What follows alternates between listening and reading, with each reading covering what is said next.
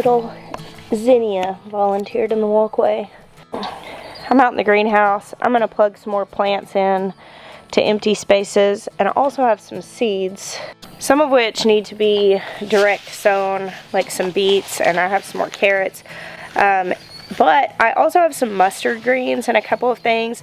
I could direct sow them, but I think what I may do is with these trays that I'm emptying out, I'm just going to throw some soil in them and start the seeds in there.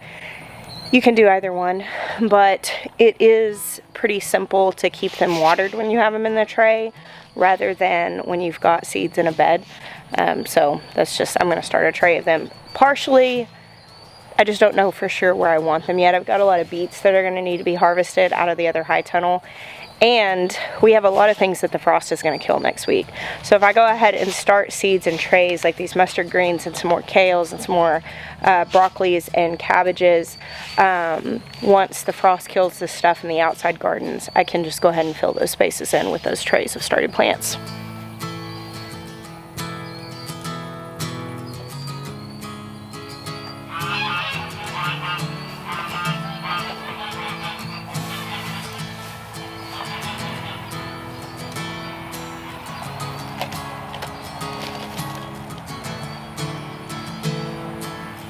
I just put some pretty little violas, Johnny Jump Ups, in those front beds that will be pretty flowering plants as it gets cooler. Now over here, I had planted several different kales here, and I don't know what did it, but something ate these. It just nibbled them off the stalks. I think it was an insect, but I am not 100% sure. They seem to have moved on though, because they haven't gotten anything else. And I'm gonna fill these spaces back in.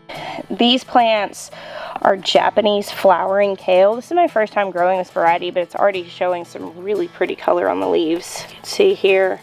I don't know if this is new to being available largely in seed, but it's new to me.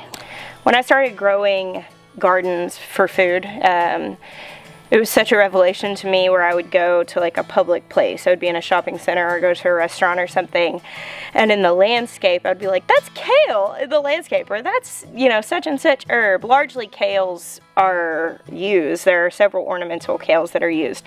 And this Japanese flowering kale, I think I've probably seen it for sale before and just assumed it wasn't good to eat just because I've seen it used so much in landscaping.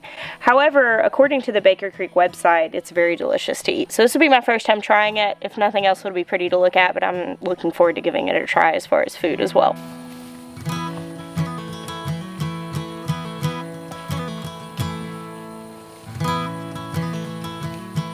I get asked a lot about ornamental varieties of things and whether or not they're edible. So for instance, there are like ornamental gingers. There are hibiscus plants that are heavily sold for ornamental purposes. I mean, I have several of them that are like proven winners varieties.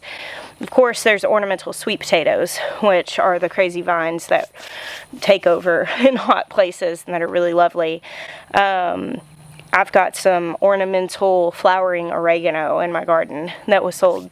I think it's a proven winner's variety. It's meant for the foliage and the flowers. If it's a variety of plant that is typically edible, it is safe to eat.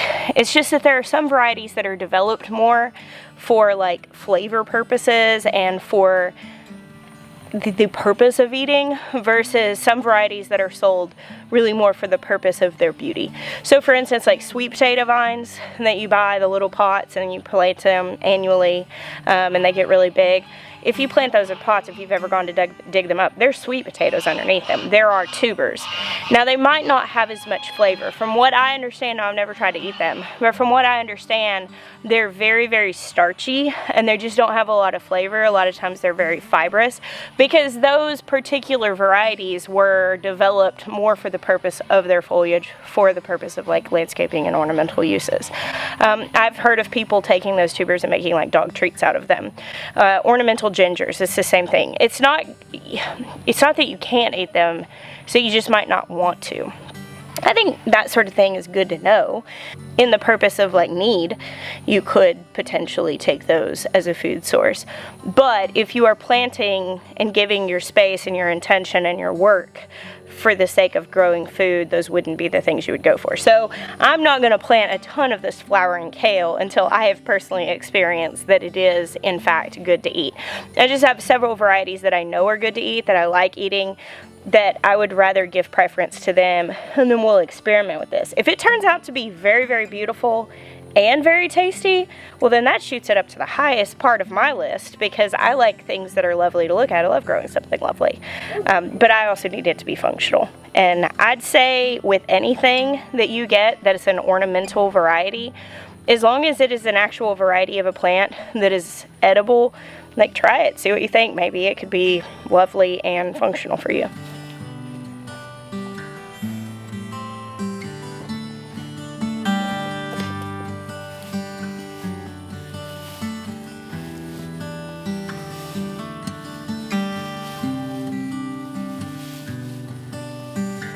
Here I just moved the mulch aside. We've got mulch on top of even the areas that aren't planted, just to keep the soil moist. And I moved it aside to put in some seeds. I did this section of golden beets. And then once they sprout up well, I'll bring the mulch in around them. And then that way the soil is happy. Along the outside layer, I'm gonna actually do a little bit more kale, dino kale, down this side.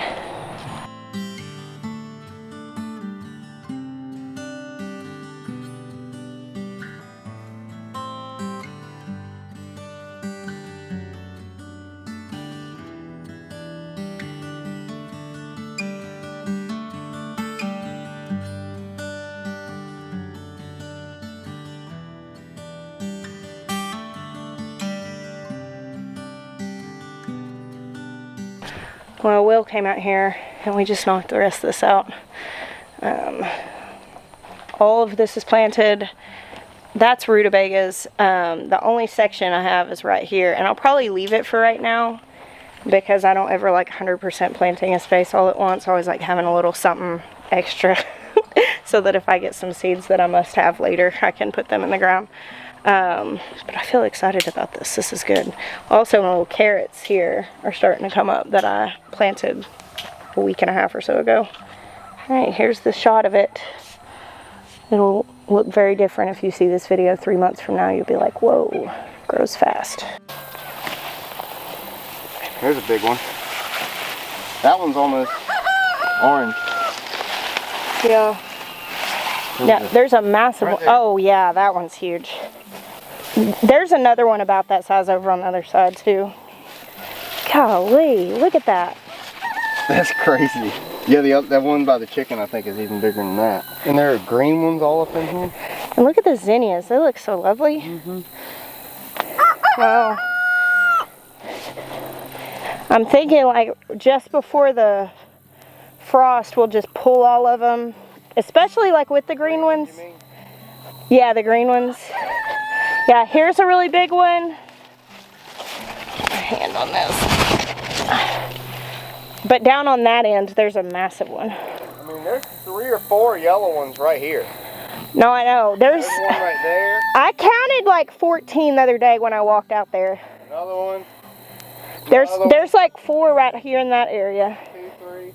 Another one right there. There's more over here.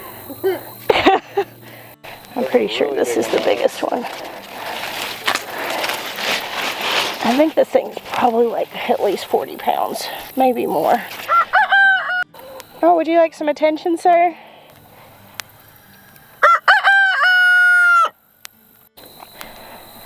Now this chicken flock is over here.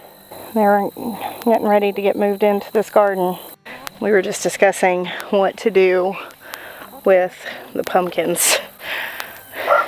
Maya keeps being like, Jess, you have too many pumpkins for the space we have to store them. You have to make a decision. I'm like, that's not a problem for today. Because I don't know what to do with them. He's like, you need to start giving them away. And I'm like, I don't want to yet. I want to get them all together. Just sit with them. All my pumpkins. I want to be pumpkin rich for just a little while. Isn't this a lovely little pastoral picture?